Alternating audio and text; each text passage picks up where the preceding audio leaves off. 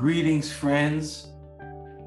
It says in this week's Parsha, you shall count for yourselves 7 weeks.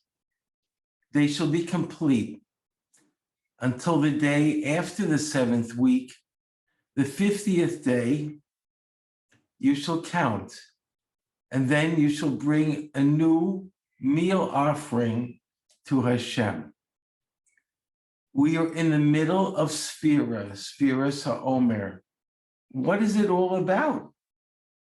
Several weeks ago, I mentioned the remarkable egg mushel, which I heard from Rabbi Naftali Yeager Shlita.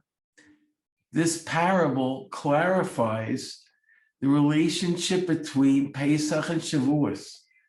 The egg exemplifies the two-stage birth process of Am Yisrael, the Jewish people. Physical birth during Pesach and spiritual birth during Shavuos. Sfira is counting. We count the days between Pesach and Shavuos. The Torah teaches us to value every second.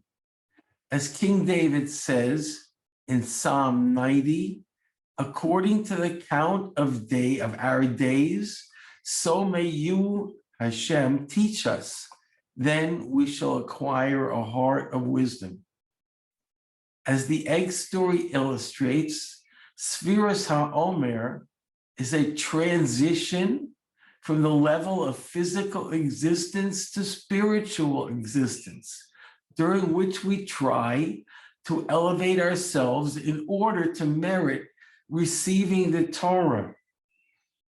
On the night we begin counting, an omer of barley is offered in the temple. On Shavuos, 7 weeks later, we offer shtei halechem, the 2 loaves, an offering made of wheat. Here's a quote from Rabbi Shamshin Rofal Hirsch Zatzal. Quote, the omer is brought from barley flour.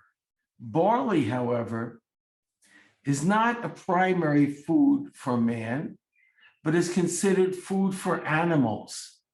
The omer represents merely physical existence. Only on the 50th day, after struggling toward purification and freedom, while counting days and weeks, only on the day that commemorates the giving of the Torah, does Israel approach God's altar with wheat bread, which is designed for man. And this bread is chametz. It bears the stamp of social and political freedom and independence.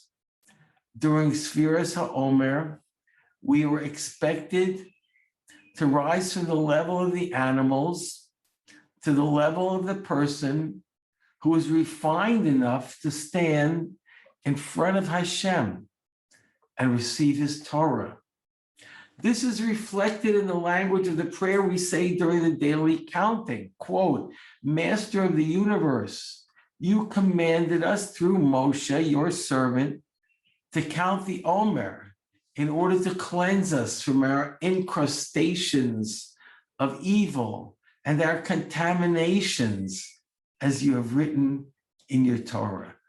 How does this apply in our world today? As we have mentioned many times, the Chafetz Chaim stated that the events surrounding our redemption from biblical Egypt will be reflected in the events at the end of history, just as we were liberated from adherence to idolatry and witchcraft in ancient Egypt, so we hope to be liberated soon from subservience to the surrounding culture of Edom. This indicates the surrounding culture is comparable to the culture of ancient Egypt, which was on the level of domestic animals which eat barley. There's no perception of the existence of Hashem at that level. Frightening as this may sound, that was apparently the level of our ancestors when they were redeemed from Egypt. That was the meaning of Mem Tes Shari Tumah, the 49th level of impurity from which Hashem liberated us. If this is comparable to the level of the surrounding nations in our own days, we have some idea of the danger which surrounds us. This week we celebrate Lag BaOmer, the 33rd day of the Omer count, a day of great rejoicing. Why do we celebrate? Let's talk about gematria, the numerical value of Hebrew words. I'm not sure whether this is my thought or I heard it somewhere else, but I like to point out that the numerical value of the day before Lag BaOmer, 32, is equivalent to the word lev, heart, in Hebrew. We would like to hope the reason for our rejoicing on the 33rd day of the Omer is that we're making progress. Our heart is changing. Perhaps we've reached the point in our spiritual journey when we're beginning to feel the closeness of Har Sinai, which is just ahead. Our heart is beginning to feel the love of Hashem.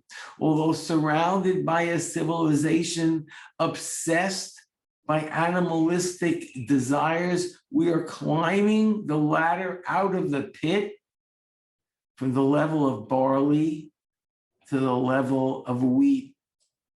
May we soon merit to see the great day on which the entire world will acknowledge Ki Mitzion Teitzei Torah Udvar Hashem Yerushalayim. From Zion will come forth Torah and the word of Hashem from Yerushalayim. Good Shabbos.